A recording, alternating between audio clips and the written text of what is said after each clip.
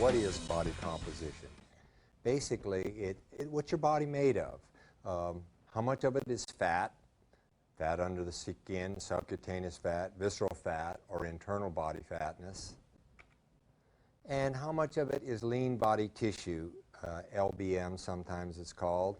That includes bones, muscles, and other tissues like body organs, skin, and so forth.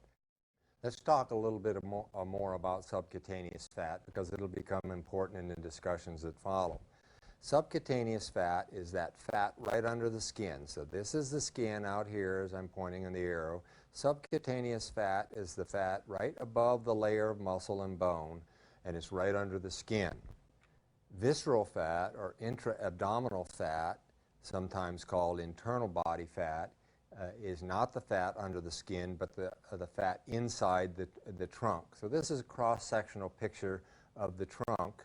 And as you can see, or will see, the skin is on the outside layer right here. Subcutaneous fat is right under the layer of the skin.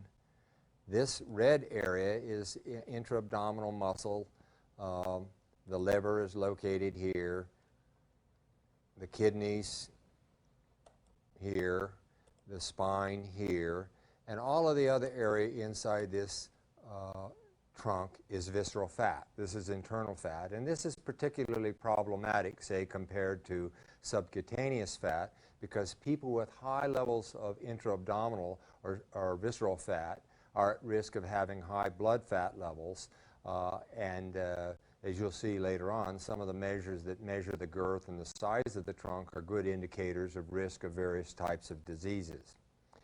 So what we want to do is have an appropriate balance of the lean body component and the fat component, and that is not have too much fat or too little, and the appropriate amount of muscle. And because muscle weighs more than fat, people who have more muscle are going to take up less space.